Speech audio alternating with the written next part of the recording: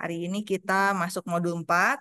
Ada 2 lab yang bakal kita kerjakan tentang modul 4, virtual server. Teman-teman boleh akses ke sini, pembahasan student guide. Kemudian yang kita akan lakukan hari ini adalah 2 lab, lab 4.1 dan lab 4.2. Lalu em, di assignment, nanti yang diminta adalah hasil pengerjaan teman-teman di lab 4 yang S3 sama yang isi itu. Oke, durasi pengerjaannya sekitar 30 menit kalau tertulis di sini. Teman-teman tekan start. Nah, nanti tuh di sini kan warnanya tandanya merah. Merah berarti belum bisa dipakai, belum bisa masuk ke manajemen konsolnya. Kita klik start, nanti dia jadi kuning, tunggu sebentar sampai warnanya jadi hijau. Jadi kalau udah hijau baru kita bisa pakai masuk ke manajemen konsolnya.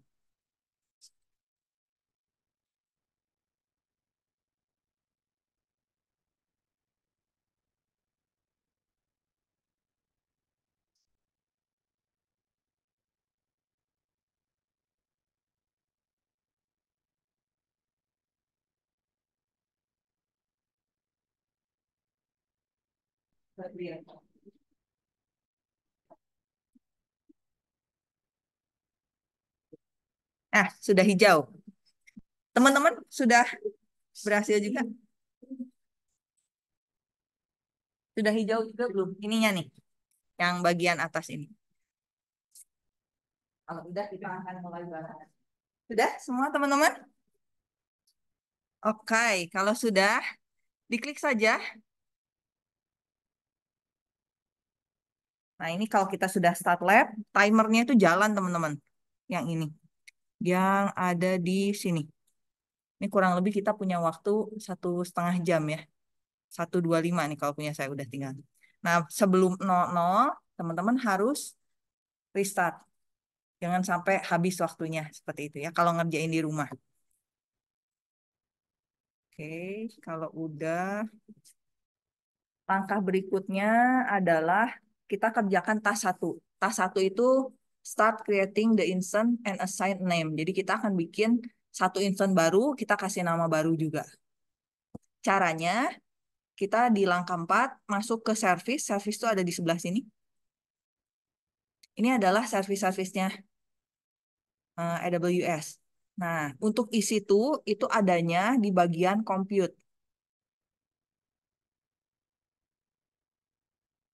Bagian compute, lalu di sini ada isi virtual server in the cloud. Teman-teman klik. Tekan tombol yang kuning ini. Ini buat bikinnya. Nah, di sini teman-teman harus tentukan nama instance-nya apa, application OS image-nya apa, kemudian instance type-nya, key pair-nya, network setting-nya, dan sebagainya. Ya. Untuk name-nya, seperti di langkah 6, teman-teman diminta untuk memberi nama web server 1. Jadi teman-teman boleh kasih nama web server 1, atau nama yang lain juga boleh, yang pasti diingat-ingat itu nama untuk server kita.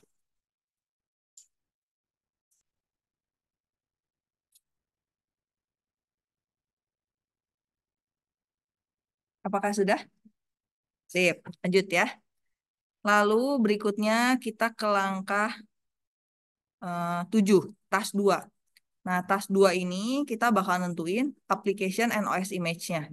Berarti kita pilihnya di sini sudah betul Amazon Linux, kemudian Amazon Machine Image-nya, pilih yang Amazon Linux 2 yang EMI HVM ini.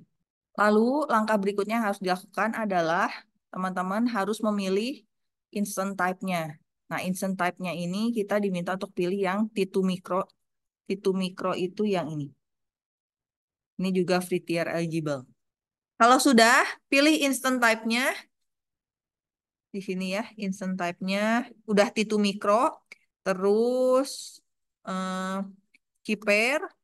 Pilihnya yang Foki. Setelah itu, task 5.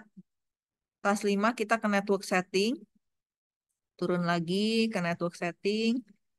Teman-teman klik edit ya. Di langkah 10. Klik edit. Kemudian lanjut lagi, langkah 11,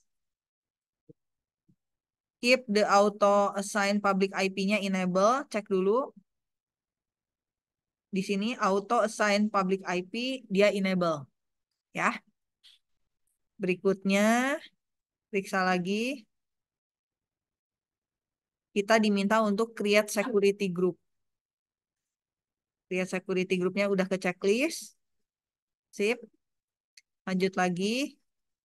Konfigurasinya kita diminta untuk bikin security group namanya web server.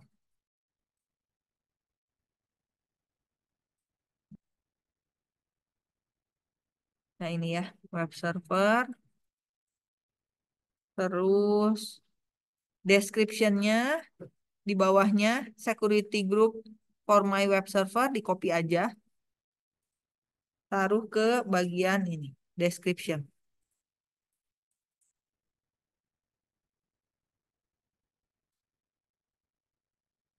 Sampai sini sudahkah? Kalau sudah, nah ini ada yang perlu di-remove. Eh, inbound rule yang di sini remove aja. Lalu langkah berikutnya kita kerjakan task 6. Di task 6, configure storage-nya dibiarkan, default setting. Di task 7, nah ini kita harus expand dulu advanced detailnya. Jadi ke sini dibesarin dulu. Lalu kita diminta untuk menuliskan sintak ini bash script ini ya.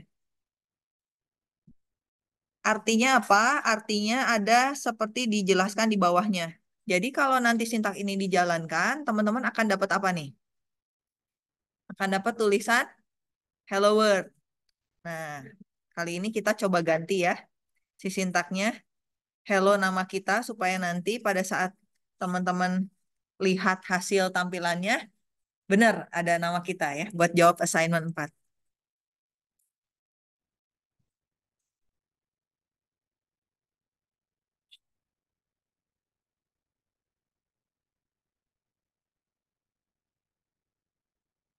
Kalau udah, kita akan launch instance-nya task 8. Klik aja yang orange, launch instant, kemudian ditunggu sampai berhasil. Kalau sudah berhasil, teman-teman bisa klik view all instant. Nah, ini berarti kita bisa lihat daftar instant yang kita buat.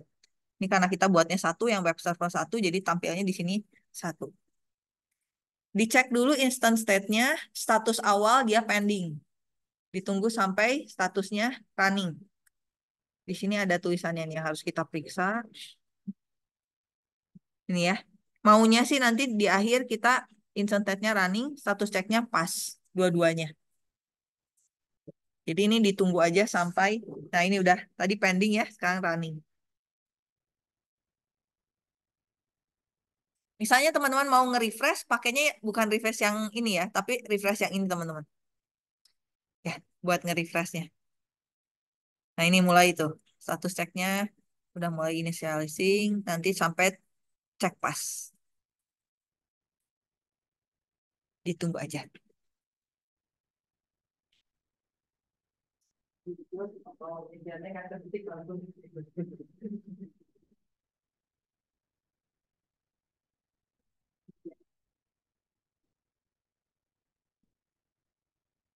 Ya, artinya kita sudah bakal punya insert namanya web server satu.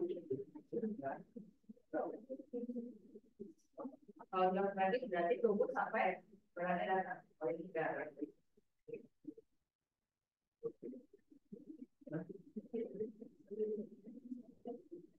Nantinya kalau teman-teman sudah berhasil, nah ini di poin 18, kita diminta untuk buka public IP version 4-nya. Caranya klik aja di sini. Nanti dia keluarin detailnya. Nah ini detail instance yang kita buat. Nah kita perlu alamat IP ini. Eh, apa? Kalau mau copy berarti pakai yang kotak ini.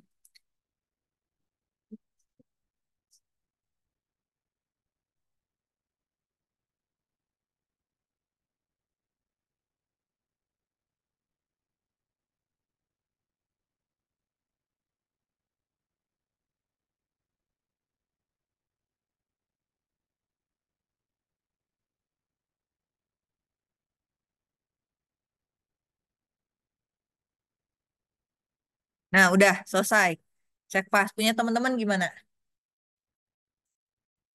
Udah berhasil? Sampai running, cek pas dua-duanya. Kalau belum, ditunggu dulu. Kalau udah, coba dilihat ininya apa alamat IP-nya. Kalau error gateway timeout, ini berarti memang betul ya, belum dibuka aksesnya.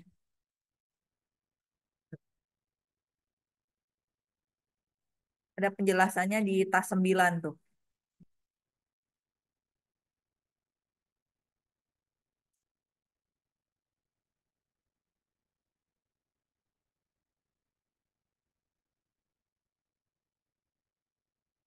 Gimana teman-teman yang lain? Sudah berhasil? Nggak apa-apa, nanti taruh sini aja, tinggal di refresh. Yang penting sudah muncul gitu ya, sudah buka di tab baru. Ini buat ngaksesnya, masuk ke detail, klik aja di sini. Di bagian detail ada public IP-nya. Ini buat ngeceknya, ditampilin seperti ini. Nah, kalau belum tampil, kita perlu lakukan update security group, tas 10. Jadi kita bakal ke EC2 Management Console, sini ya. Cari Network and Security, di kiri. Ada security group. Security groupnya dibuka. Untuk security group yang tadi kita buat, namanya kan web server. Diklik aja. Nah, di sini inbound rule-nya nggak ada. Jadi kita perlu klik edit inbound rule. Lihat lagi ke panduan. Kalau sudah klik inbound rule, teman-teman edit inbound rule, terus tambahin rule. Rule-nya dia untuk type-nya HTTP, source-nya anywhere, IP version 4, terus di save. Berarti ke sini, terus add rule, type-nya pilih yang HTTP, source-nya anywhere, IP version 4, baru boleh di save. Nah, kalau sudah diedit seperti ini, teman-teman testing lagi. Testing lagi boleh pakai yang ini, terus di refresh juga boleh. Harusnya keluar seperti ini.